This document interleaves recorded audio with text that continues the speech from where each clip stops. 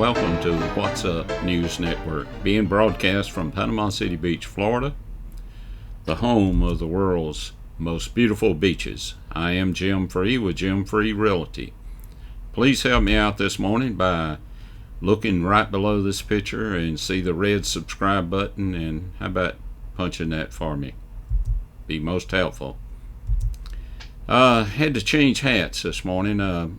My good friend Bill Shiflett was looking at one of our YouTube videos, saw the hat that I had on, thought I had a wig on, so I decided to change to a more ball cap type hat this morning to see how that works. The reason I'm having to wear a hat is because my head doesn't have a lot of hair on it, and we're using green screen techniques to bring this video to you. And this technology sometimes bounces some colors off shiny spots, which would be the top of my head. So that's the reason I'm wearing a hat. All right, let's start off this morning our condo report. And remember, this has very little value. It's just giving you kind of a bird's eye view of what's going on here. We had 9 reports this morning. There were 2 new listings. The 6 of the listings showed a decrease in price. We have a total of 540 active condo units on the beach, and remember there are a total of somewhere around 11,000 Gulf front condominiums.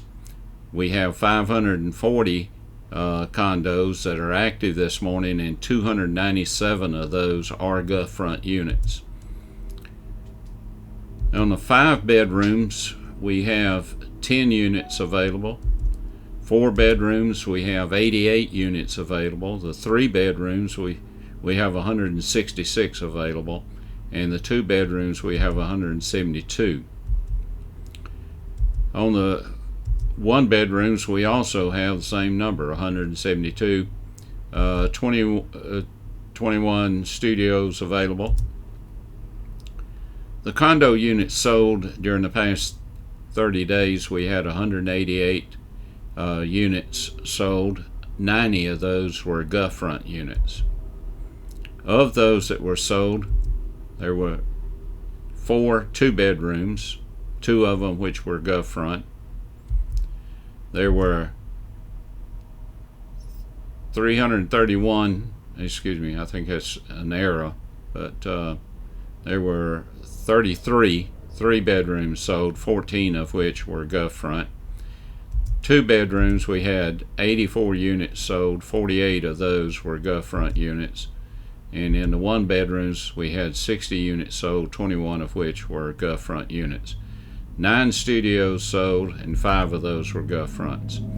In the detached single families, we had 275 units on the market this morning, and 16 are Gulf front units.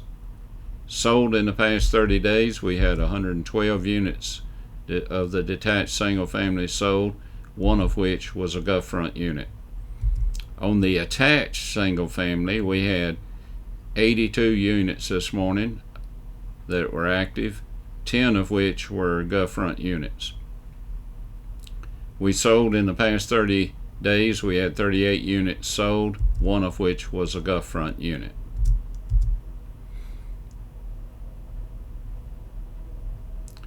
We'll now move to the COVID-19. First, I'd like to look at the Florida data. I'll put something up on the screen for you to look at. We've had a total of 502,739 cases. Total deaths in Florida, 7,627, and 124 deaths that were non-residents. So that's, I think there's comes up to about 7,751. The cases seem to have plateaued and deaths continue to drop, so that's good news for the state. Now, the Bay County data. We have 3,922 positive cases since the beginning of this virus. We have 66 non-resident cases. We have 45 deaths. Now, this is what the state is reporting. Our local health department is reporting 8 cases less than that. We have 178 hospitalized since the virus began. The age distribution of cases shows more new cases in the 25 to 34 age group. The median age now in Bay County is 41. Pediatric cases are still very low, and the 85 plus age group is the lowest. The breakdown by gender is 2,003 males have tested positive and 1,921 females. Breaking down by race, it's 2,174 whites, 407 blacks, 347 others, and 99 unknown.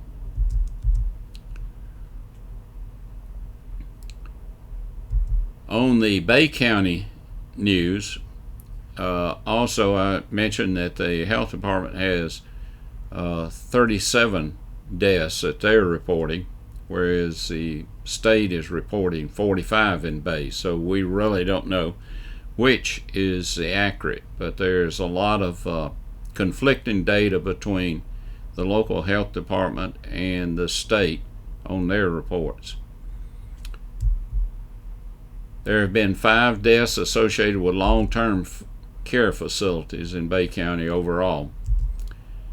And testing is running, the positive rate is running about 16% of those that have been tested.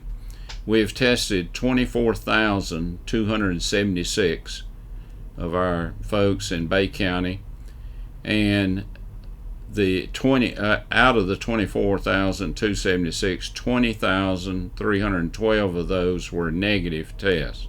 So that comes up to about 16% turned out to be positive.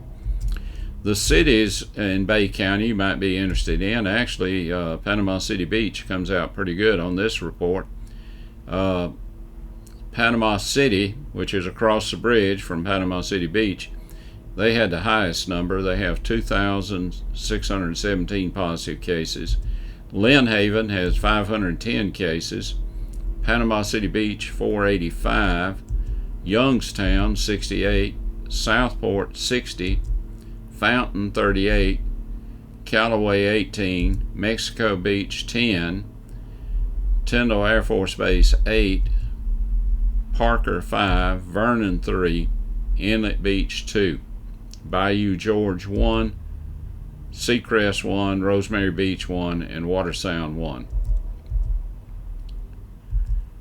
Found something just checking on the average deaths over the previous years.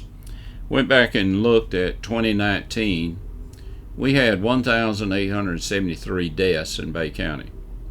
And, you know, we don't seem to be excited about that, where now we've got 45 virus deaths and everybody's scared to death, which we need to be concerned, and we need to take every step we can to eradicate this virus, get rid of it, and not spread it. But last year we had 1,873 deaths. The breakdown of some of those, heart disease, there were 430 deaths. Cancer, 372 deaths. Respiratory problems caused 132 deaths. We had 122 people died from injuries, and that could be from automobile accident, boat accidents, drownings, falling off of balconies, falling off of roofs, many other things that could have caused these deaths, but we had 122 of those. Alzheimer's, we had 115. Diabetes 68, stroke 68, and we had suicide 35. Some expect that suicide rate to probably go up for this next year because of the stress that people have been put under by having to stay home, having to many of them lost their jobs because of the quarantine, and so we're expecting that number to go up.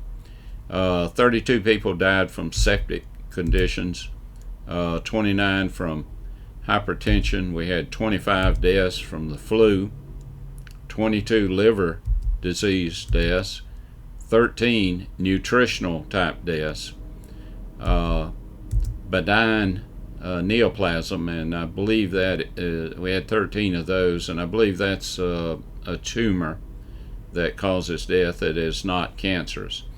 We had homicide 10 and Parkinson disease 10. So that kind of gives you a breakdown of the people that we have died every year. You know, people don't live forever. We all have to pass away at some time. But I guess we get accustomed to some of these deaths, and while they're not things that we're pleased about, we know this is going to happen. But for some reason we panic. The whole nation, the whole world is panicked over this virus that is serious and has taken quite a few lives. On the national news, you know, over the past several weeks, we've been watching riots, we've been watching buildings burn, we've been watching looting, we've been watching assaults on police officers. It's been rough all over the country. We watched this kind of stuff go on in Washington, D.C. We saw even a historical church that was set on fire. But this story kind of caught my attention. There were two pro-life students who took some chalk and went in front of a Planned Parenthood abortion clinic, and with the chalk they wrote on the public sidewalk in front of Planned Parenthood, and for this they were arrested. Now what they wrote was that unborn Black Lives Matter, and we've seen Black Lives Matter put in New York and Washington and some other streets where they took the whole street and painted it yellow with Black Lives Matter. But these two students happened to be the ones that were arrested, and the mayor, Bowser, saw fit to have the police arrest these two students for simply writing something on the sidewalk with chalk. So I guess people especially kids in Washington, D.C., probably need to be careful about writing hopscotch patterns on the sidewalks, because that would probably get them arrested. Well, what about the mayor out in Portland, Tim Wheeler? You know, we've been watching what's going on out there for 60, 70 days, and where they're trying to burn down a federal courthouse. They've assaulted federal officers. A lot of officers have been injured there. Mayor Tim Wheeler tells us that was a peaceful protest. But I think last night the protesters turned on a city building, and that has caused some problems, and now the mayor is describing these people as not peaceful protesters but rioters. So that's probably the best definition for them, and it's amazing how things turn around. Well, I'm from Georgia. Having a lot of pride in being from Georgia.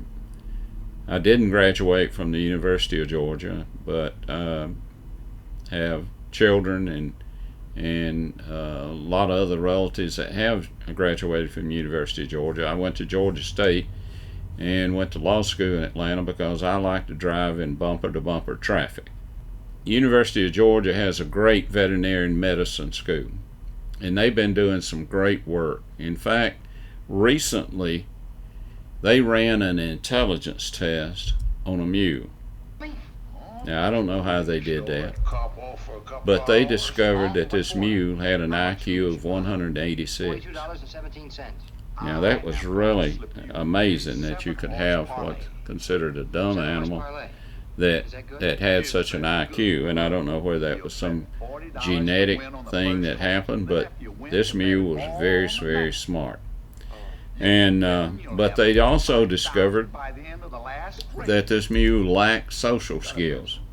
None of the other animals liked him, which goes to prove just what I've been saying for years. Nobody likes a smartass. Well, that's it for today. Until we meet again, may God continue to bless you, your family, and this great country that we live in.